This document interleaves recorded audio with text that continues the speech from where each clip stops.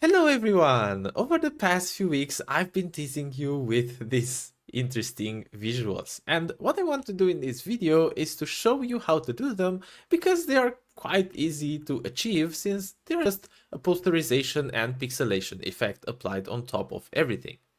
Now, to get started, what I'm gonna do is to hide the previous effect that I applied, and I'm gonna really quickly create a new mesh instance 3D and set it up so that we can use it to apply a shader on the whole screen. I have a full video on how to do that, but just quickly, we can simply create a quad mesh, and for this quad mesh, we make it 2 by 2. Here, we flip the faces, and we go to geometry and increase the extra col margins, and also we want to add a new shader material, and this shader material is going to be a new shader, maybe called overlay.gd shader, and I'm going to click create.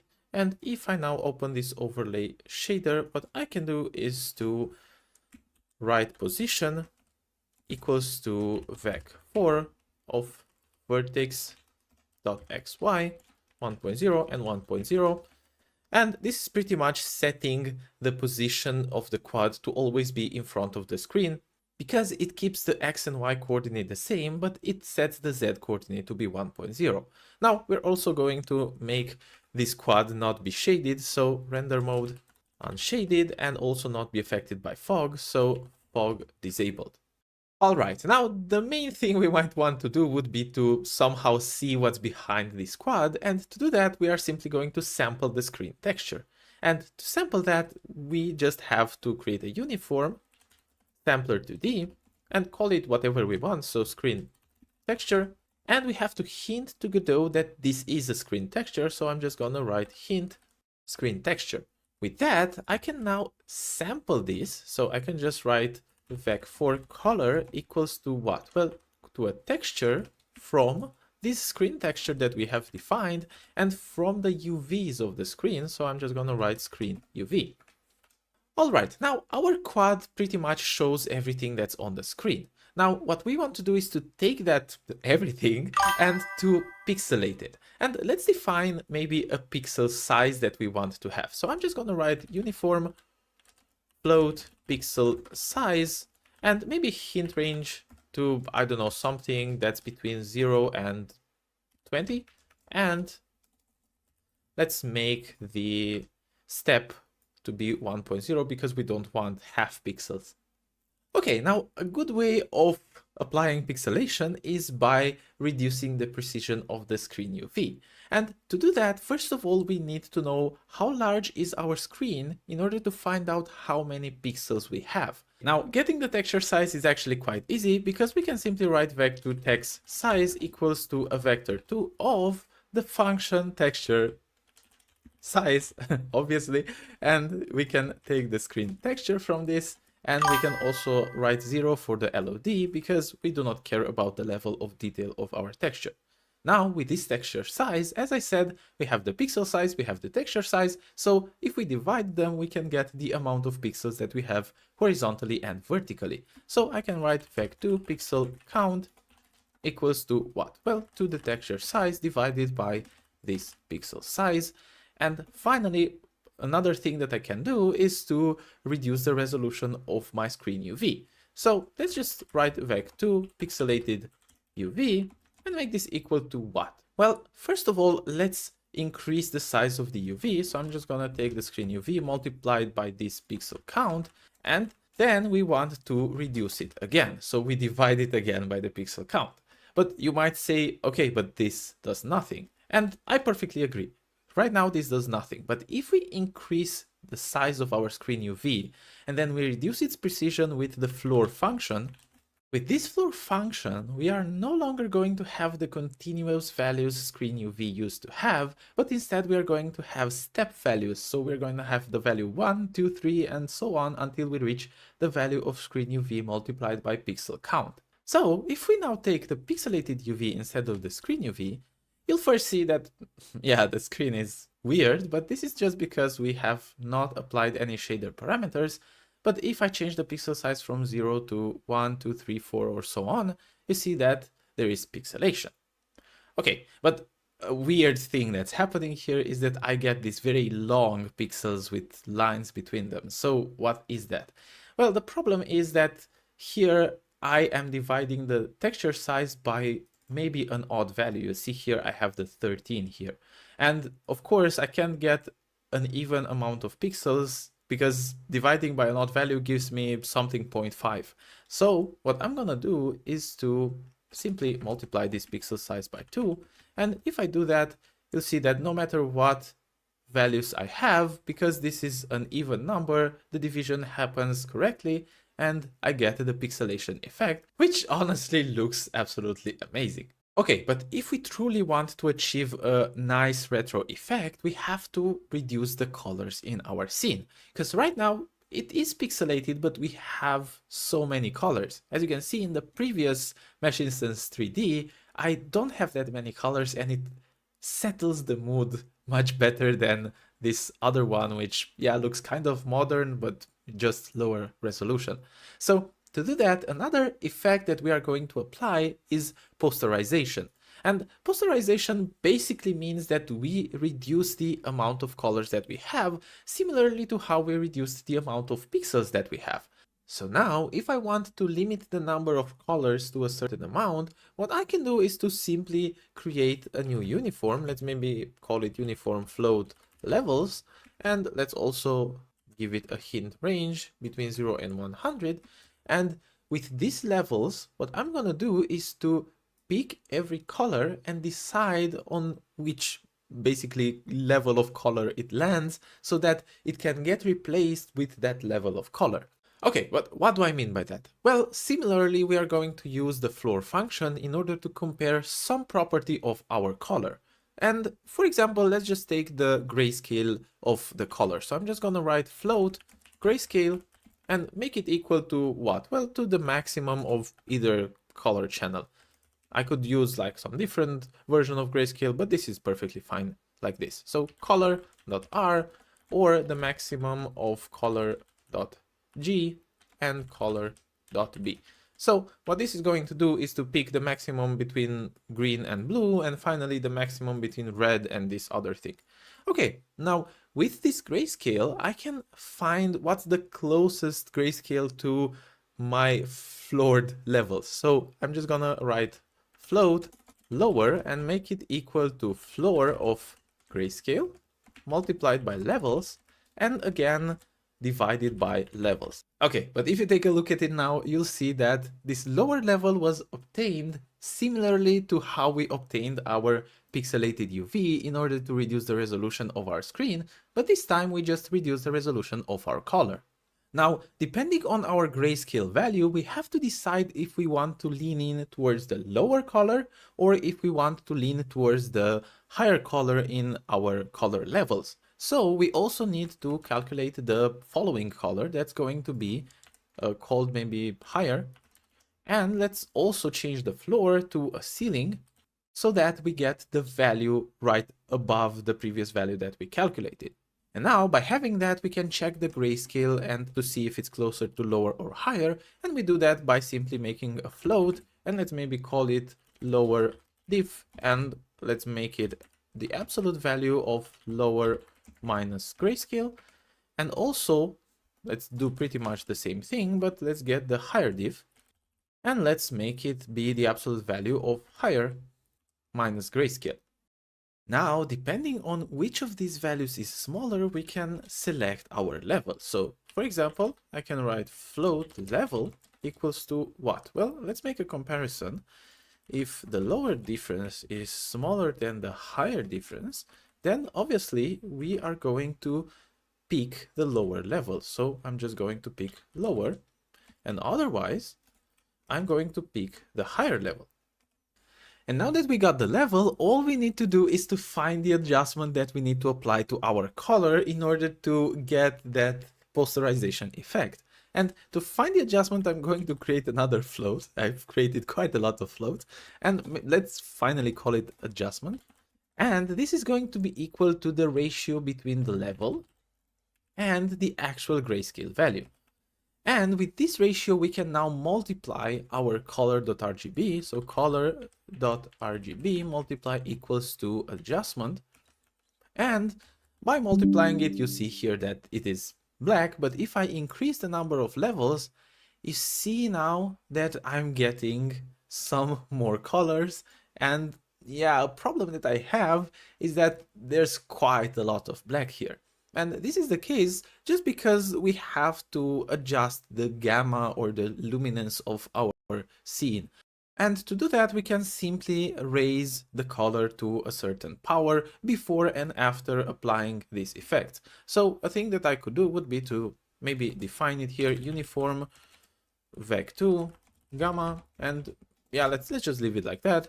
And I'm just going to use the X value before and the Y value after. So before applying this whole posterization effect, I'm just going to write color.rgb equals to what? Power of color.rgb and this vec3 of gamma.x. All right. And sorry for the flashbang, right after the adjustment, I'm going to do the same thing, but this time for the gamma point y. Okay, but I think it's best that we just visualize the gamma value. So if I change the X value, which is the value that I applied before doing the posterization, you'll see that it increases or decreases the difference between our levels or their boundaries, to be more precise. And if I modify the Y, or the value after the adjustment has been applied, then you can see that it changes how light or dark each level is. So now what I can do is to maybe get some lower X value and to increase the Y to some value that looks decent to me. And I can decrease these levels in order to give that retro aesthetic. And as you can see, this starts looking more and more like the PlayStation 1 has a characteristic and beloved visual style that we all want to replicate in 2025 for some reason. I love it. Horror games get way more scary, in my opinion. Plus, it saves you a ton of time in creating high-quality models. You can actually just create low poly, which is great. Ace Rolla created the best video on the topic, and my video is not gonna top his. But the thing is, his video is more generic and focuses more on the math behind it. My video is gonna be more hands-on Godot learning. This is the final scene we get.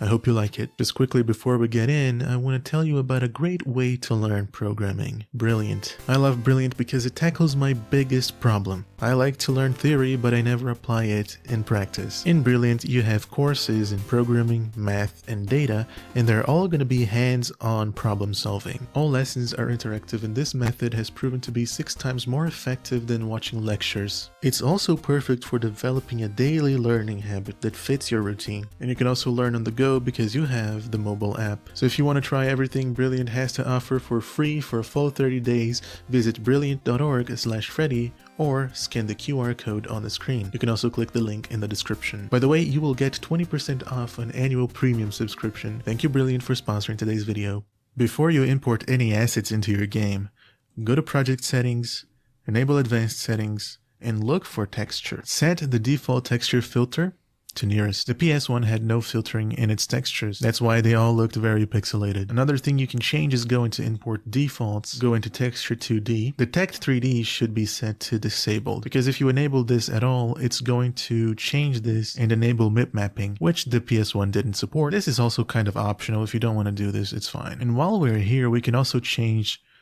the shading. So if you look for vertex and go into shading, you can force vertex shading. This option didn't work before Godot 4.4, but now it works. A little fun fact is that I found a bug when testing this before it was merged into the official Godot branch. Can we really say that this is only working because of me? No, of course not, I'm kidding. All the credits go to this amazing person here. Anyway, you can click on save and restart. Alright, so this is what our scene looks like right now. We have Harry Mason from Silent Hill and a simple floor. The first thing that stands out on the PlayStation 1 is the resolution. Technically, the PlayStation 1 could output 480p, but that would be using all the limits of the PlayStation. So games used a much smaller resolution. So if you want to stay historically accurate, you're probably going to use something that is under 320 by 240. Simply go to Project Settings, window and change this to 320 by 240. And keep in mind that this resolution is 4 by 3. We're going to cover aspect ratios in a bit. Scroll down and make the mode viewport. So this is going to stretch the image. All right, let's restart this. And there you go, this is the PlayStation 1 resolution. Particularly, I think it looks way too pixelated, so I prefer 640 by 480. Personally, this is enough pixelation for me. Obviously, the best solution here is to leave this up to the player of your game, but as a default, I would use 480 in my game. Now let's talk about aspect ratio, because personally, I don't like the black bars in my game. So if you change aspect from keep to keep height, your game is going to stretch to any aspect ratio, but it's always going to be 480p height. If I make this floating on the next play, I can actually stretch this to any width and any height. Personally, I think this is the best option to give your players, but you could also make an option in the menu to choose the aspect ratio they want if they like a more authentic experience. It is time to create the post-processing effects, and I'm talking about color quantization and dithering.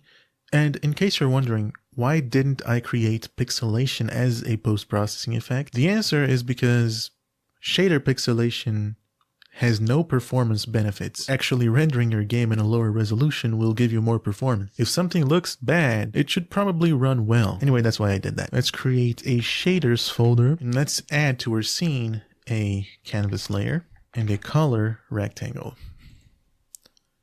Then click this and select full rectangle. This is going to make the color cover the whole screen. Go to your color rectangle, go to material, give it a new shader material. In the new shader, save it into our folder and call this ES1 post process. And this is what you're going to see. We're not going to need vertex or light functions, only this. Okay, so now we need to get the screen texture, which is just going to get the correct pixels of our screen so we can work with that in our fragment shader. For that, we just need a screen texture. So this is just a uniform, which is like a variable in the shader, and we're using the hint screen texture to automatically get the screen texture.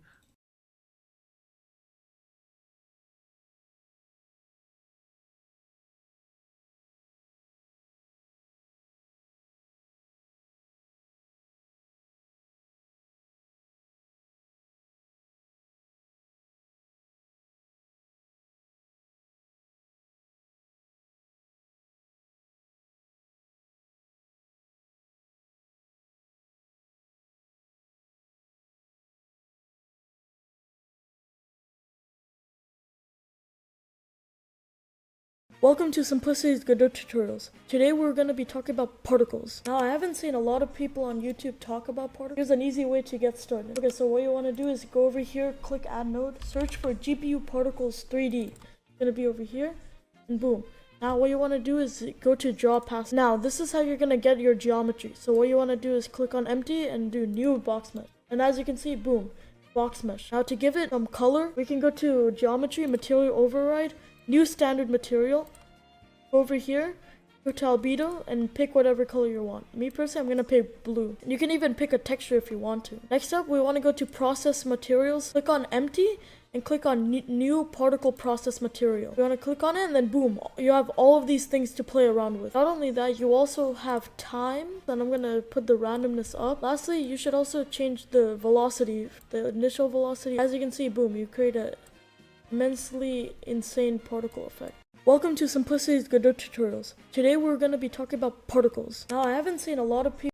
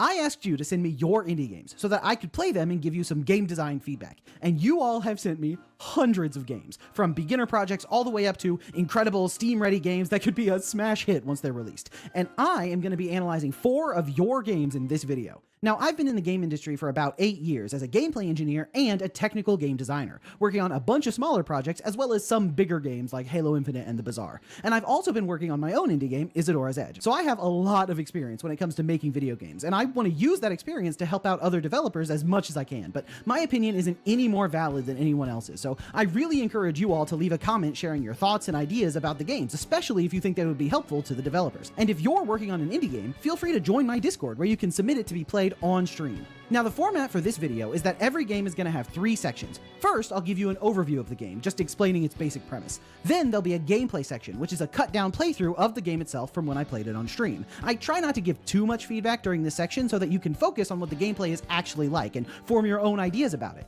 And then finally, we finish with the feedback, where we think critically about the game we just played and try to provide as much useful feedback as we possibly can. And there will be timestamps for all of this, so you can jump around however you want for this video. And if you all like this format and want to see more of it, well, first make sure you like the video, but also leave a comment with your thoughts, since I'm still sort of experimenting with this idea. But without any further ado, let's get into the first game. The first game I played is called The Little Pin That Could by RKI and Tofu. This is a platformer where you play as a pin, and when you move, you leave an ink trail behind.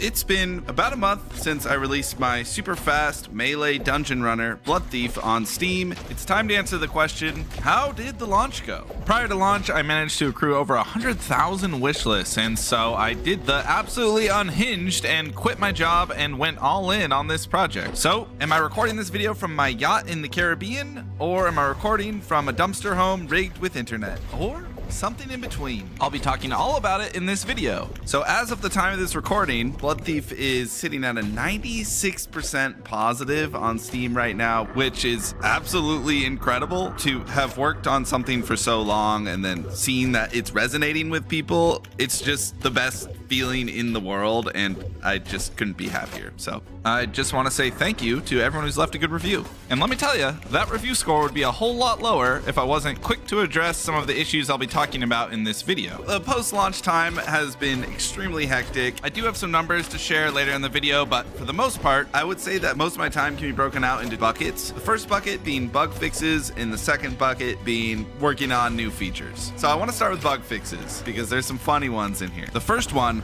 not funny. Mainly because it's the game literally not working. As it turns out, my release timing was really not so good because I happened to release Blood Thief during a time when there was a horrific AMD driver bug that was impacting a very specific subset of people with very specific AMD hardware that was basically causing any game made with the Godot engine to just straight up not work. Now, AMD actually was quick to fix this bug, but the issue is that now anybody who was running into this issue needed to do a driver update. And so there was just a small portion of players where when they opened up the game, it looked like this, which is not good. I actually did know about it before the launch, which was really great for my pre-launch anxiety. I did a post on Discord and on Steam basically warning users about it and telling them, hey, update your drivers and you'll be fine. But I mean, who am I kidding? I know nobody reads those things, so I actually frantically added an update a day after launch that basically detected if you had that bad driver and gave you a pop-up in the main menu.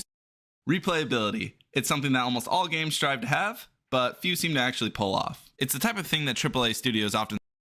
For a while now, I've been on the lower end of software, both in my language choice, graphics programming APIs, and on my projects. I've met a lot of renderers/engines, where most of my knowledge transferred between each iteration, but not much of the code. Because I got better at architecting, or at graphics programming, reusing the same code felt like going backwards. But imagine a world where you don't have to reinvent the wheel every time you want to draw a triangle to the screen. It would be nice, no? Making your own model loader for the first time is nice. Learning how to make a software rasterizer using only your CPU is also nice. Dealing with bulk and abstraction hell is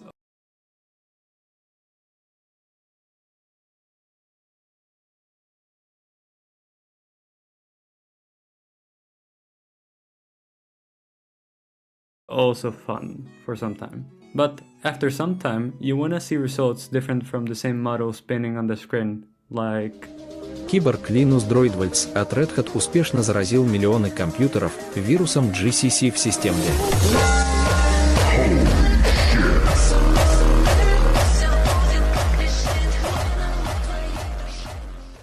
So I figured, why not try and do the opposite and go for a higher end solution? In this case, a game engine, Godot. It was made by two Argentinian devs, by the way, and I'm Argentinian, by the way.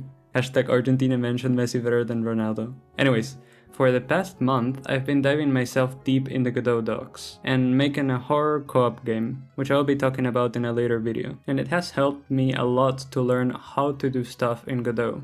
One thing I was worried about when using a game engine was that I would be tinkering a lot with UIs instead of writing code and building my own systems. But the experience has been quite the opposite. In fact, Godot gives you very little built-in stuff. You have to make your own character FPS camera, your own movement with friction, interaction systems, etc. It gives you the lower level stuff built in, like raycasts so you can interact with objects, material systems so you can edit your object's visual properties, and physics to make the world feel more alive. Yes, this video style is definitely not clickbait. Today we're going to try and make a game inside of the best game engine you've never heard of. Is it a real competitor to Unity and Unreal? Maybe? Since it uses C#. Moreover, most of you probably have it installed on your computer, and you don't even know about that. Yes, it was hiding right under our noses all of these years. The true best game engine. And its name... Windows Forms. Wait, what? Let's start from the beginning. If you have Visual Studio installed, normal one, not VS Code, we we won't need that. You've probably noticed that you can make more than just console apps and Unity scripts. Like, a lot of weird stuff. But among that trash, I found a real hidden gem. Humanity's only hope to end all best game engine debates, because subjectively, it is the best one, and it hides behind the title Windows Forms app. But don't let it deceive you, it has everything you need. So let's double click and dive in already. We are greeted by a simple window that has nothing in it. Bet you're ready to say I'm a liar and clickbaiter, because where's the engine? But wait a sec, we're getting there. After double clicking again, we are transported to the code editor, and it must be our lucky day. It's your old friend C#, Unity devs. And if you don't know C#, learn it, I guess. The point is, it's a great replacement for Unity that won't ask for your money after each install. And I know this decision was cancelled, but if it wasn't, then most of the devs would have migrated here for sure. I mean, it's such a great tool. What the fuck? You still don't believe me? Obviously you don't, silly. Well, how do you like local game objects? Label, button, rich freaking label, and picture box. Yeah, they don't even have colliders. But come on, colliders are for weaklings. I think it won't be a problem to write like 30 lines for a collision system. Look, even ChatGPT says it's possible. Also, ignore what it says below. We actually know that WinForms is the best 2D game engine. As you can see, this collider actually works. This miracle, I can't call it anything else, works through the paint method. Huh, it even got here. Which is a way to render stuff. But I love paint. So obviously WinForms 1, other sane engines 0. Now let's fix movement in this game, because it's really slow. The reason is that we currently use built-in events, specifically on key down event, but for smooth movement we need to use something quicker. That's exactly why functions like update or process exist, and we will make our own here. Using a timer, we immediately can see how easy it is to move for our blue square. Cool, but it's made the way I don't prefer, so let's rewrite our logic using vectors. But WinForms doesn't have vector 2. It does. Passively aggressive ChatGPT. Well, I don't have it, ChatGPT. Probably because I chose the old version of .NET. So let's just reinvent math real quick and make our own vector 2 class. A vector is basically just two numbers representing a position or direction. Here's an infographic for you, so you get it for sure. Also, let's throw in some useful functions so we don't have to do calculations in our main script. I don't like math, and big formulas scare me a lot. Just like 90% of people who are not subscribed to my channel, but I think you can help me with that, and click that subscribe button below. Thanks! Now we have movement of a sane person, and the square doesn't sprint when moving at angles, because we normalized vectors. With this logic, we can now make different kinds of games. For example, Vampire Survivors, or Sokoban, or Pong. Let's make it first, since it's super easy. For that we'll need to make our own game objects, like in Unity, to make everything easier, since right now we only have collision check with one particular rectangle. But if we make a class of such walls, or better, colliders, we will be able to detect any collision and not write a million lines of codes for that. Cool, right? Now we need to make a ball that will bounce from everything. The problem I found is that we need it to bounce differently depending on where it hit. In theory, ball can check the class of an object on hit, but that's kinda cringe. We are writing C# code after all, so let's make an interface for the ball. A magic thingy that is implemented the same way, everything can interact with it differently, and most importantly, it kicks our ball. That sounded kinda weird. Next, I've made an enemy out of player. Yeah, sounds bizarre, but I was too lazy to write all of the logic again, so it inherits everything from our player class. Meet AI, dumb little brother of the player spell. But what can AI do? Almost nothing. AI always knows where the ball is, but his intellectual capabilities, which are definitely not affected by my poor coding skills, are rather bad, so he's unable to actually predict where the ball is going. At least he's trying to. Did I mention that he somehow lost to himself? Yeah. Lobotomy goes crazy in 2026. And it actually works, but the game is slightly buggy and slow. It's day 10. No one has won so far. Well, what's wrong with this masterpiece? Well, first of all, this shit is fucking boring, because the ball is really slow. Second, game ends after one person loses, just like in Russian roulette. After increasing speed and ball response, it's definitely better, but this game's concept got old, like, 40 years ago. Sokoban is a game where you work in Amazon warehouse and do a lot of manual free labor, aka pushing heavy boxes. Which doesn't sound very fun, just like real life. But the difference is that you can actually quit Sokoban. Cool, let's make it using WinForms. But we will use sprites instead of squares, because you must agree it looks better this way. Actually making Sokoban is even easier than making Pong. Yeah, I was shocked as well. Here's how the logic goes. We press a button, and if there is an obstacle, we stop. If it's a box, we check the tile next to it. If it's empty, we move with it, else stop. It's that easy. We won't even need our cool game objects. Unfortunately. I quickly drew some minimal graphics and this little fella that is going to push. And a lot. unpaid labor,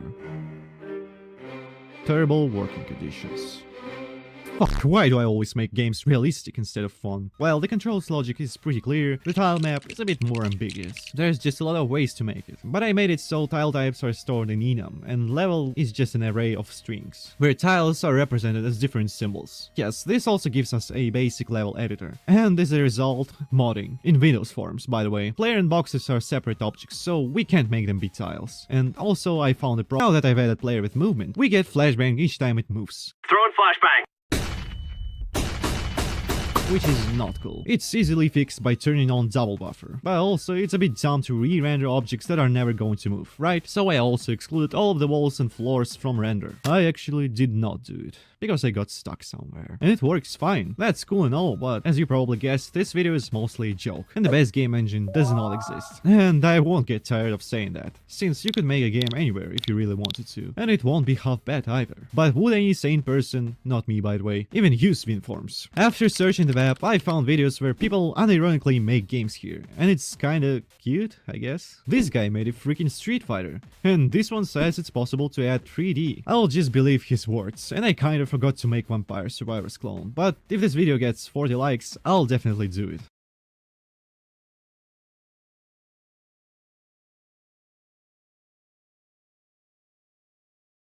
One year ago, I made my first game, and honestly, it was pretty bad. But in the 12 months since then, I've made more games, learned a lot of new things, and improved my game development skills a lot. And in this video, I'm going to show you the journey of my first year of making games. It wasn't exactly easy. In May 2021, with absolutely no experience in game development or programming, I thought, I want to make a game. So I opened the Unity game engine for the very first time, and frankly I had no idea what I was doing. So I went to Google.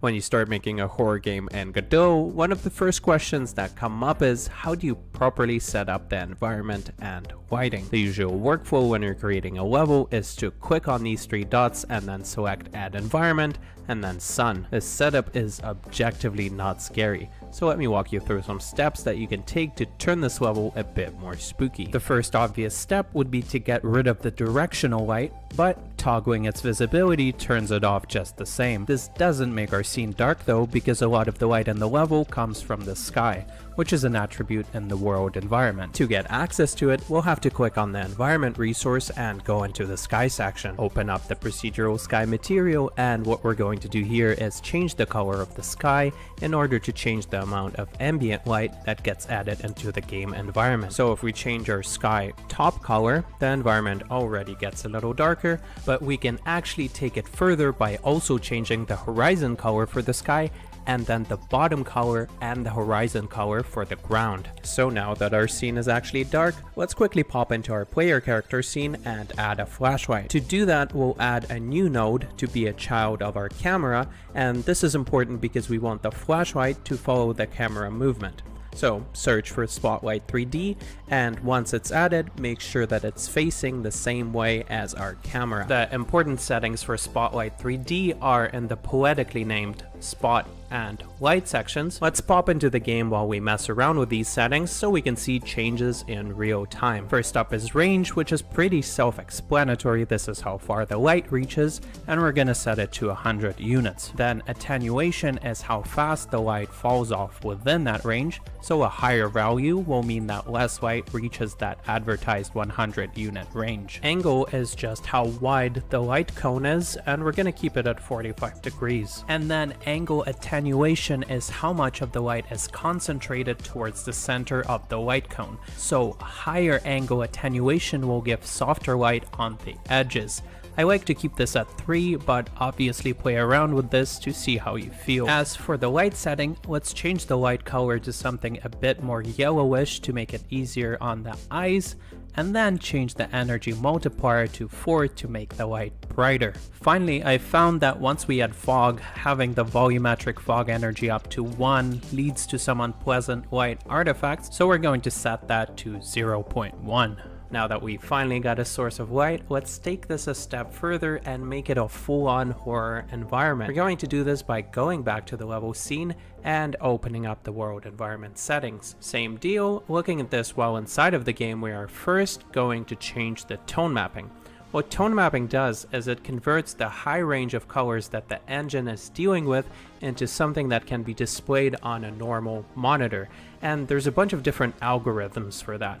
Filmic is the default for Godot, and if you want a brighter scene you can use Reinhardt, but the one that we're going to use, Aces, gives way better colors in my opinion and is the industry standard at this point.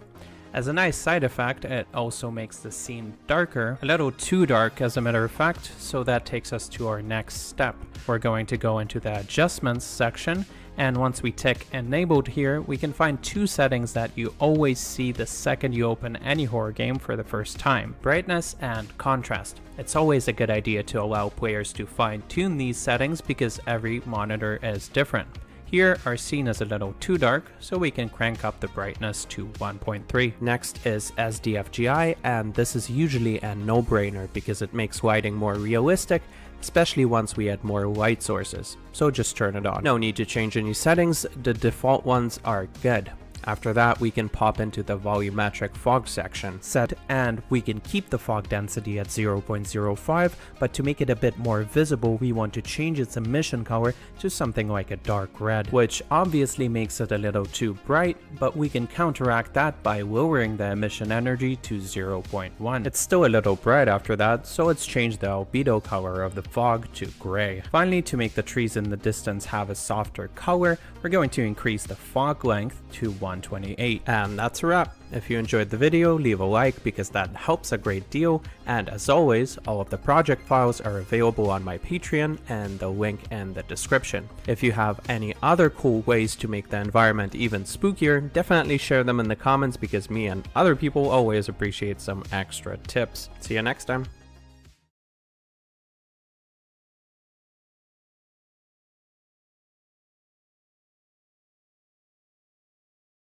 Welcome back to the channel. Today we'll be doing a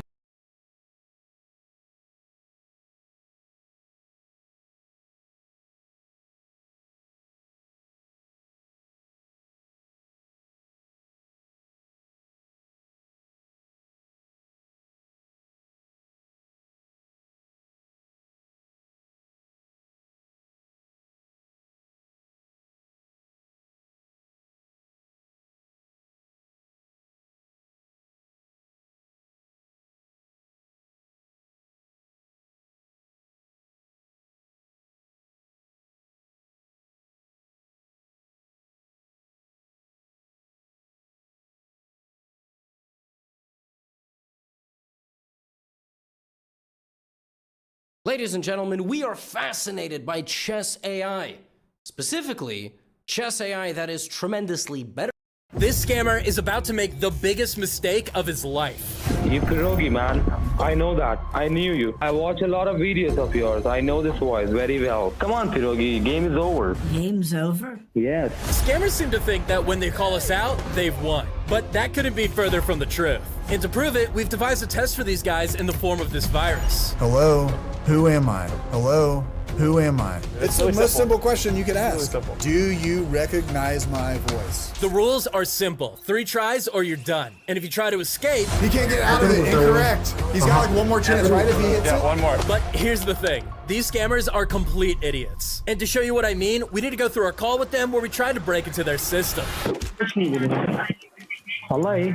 Yeah, hello? Thanks for calling. Okay, is this support? Sorry? Is this PayPal? Yes. This guy just remembered that he's a PayPal refund scammer. He sent this email with a fake charge and a phone number to bait us into calling him so he can try and steal our money. It says I was charged $265, so I need this canceled as soon as possible. Of course you can cancel. And do you have a PayPal account? Yeah. So it looked like that your PayPal account is compromised. What? Your PayPal account is compromised. Do you understand that? Yeah, I do understand that, but how could that be? I don't know. Maybe your information is used somewhere else, or maybe someone has your information. So did you share your information to anyone? No. What is that? I'm clicking around on my computer. And what kind of computer you're using? It's a Dell. And? What do you mean and? It's a Dell. Okay, can you pull up your Google Chrome? Now, this scammer needs us on our computer as part of his scam, and the first thing he wants us to do is go to his fake website. However, you've probably noticed that he's a bit all over the place, and we're gonna take advantage of that to see how frustrated we can make him. Because one, it'll put him off his game and cause him to make mistakes, and two, it's just plain funny. Type over there, lowercase u as an umbrella, Okay. R as in Romeo, C as in Charlie, L-I-V-E, live, L as in Lima, I as in Indiana, V as in Victor, E as in Echo. Okay. Then put a dot, help, H-E-L-P, help. Help. Yeah. urclive.help. It says this site can't be reached. Check if there is a typo. urclive.help. Sir, you did a mistake. Once again, you type it on the top. U as an umbrella, URC live. And then live again .help, right? Live. Sir, it should be not live. It should be one live.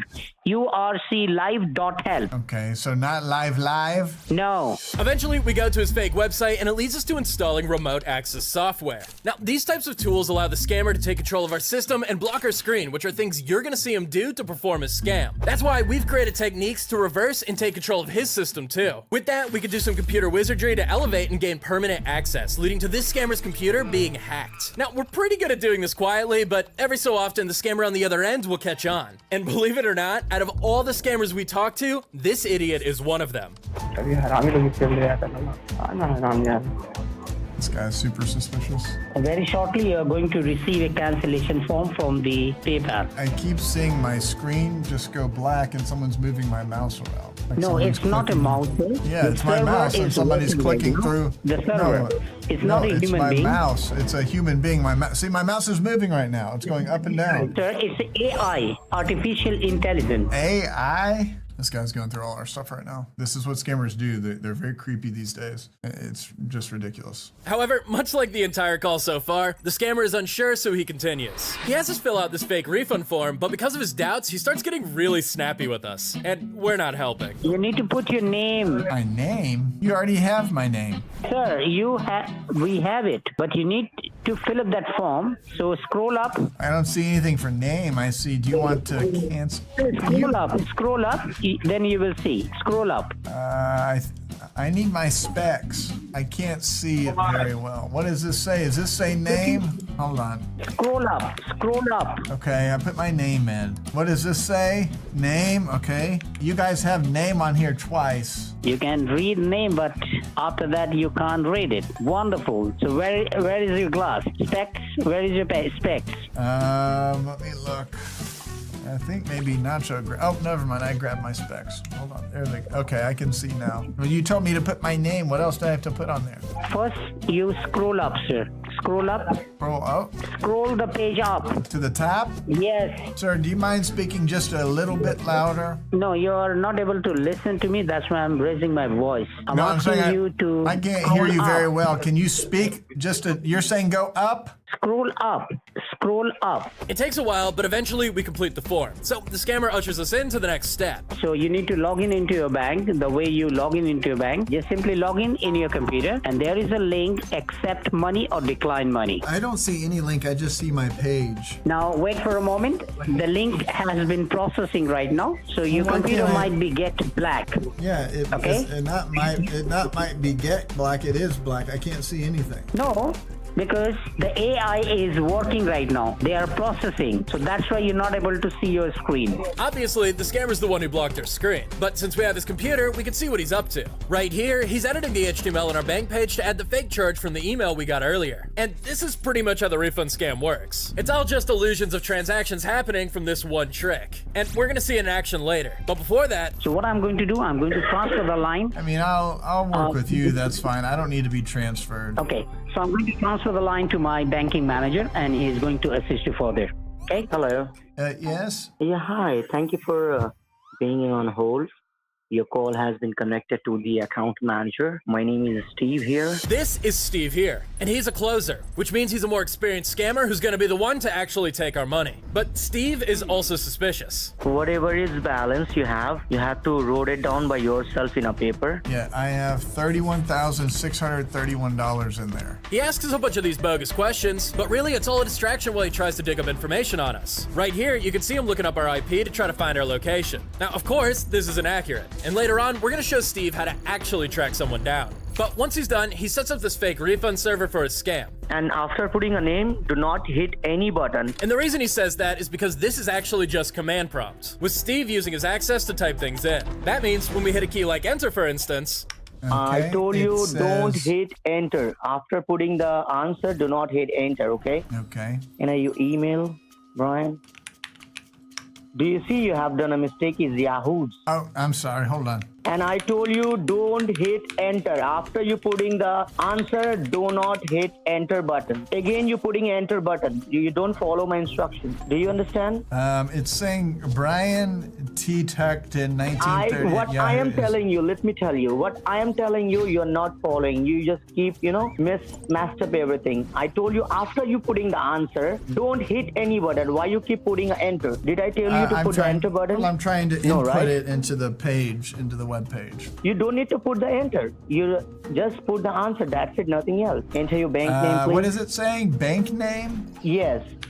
Brian, listen to me. Please listen to me, all right? You're making me very upset because I told you 3-4 times the same thing. But you just keep abusing, you keep just making everything mess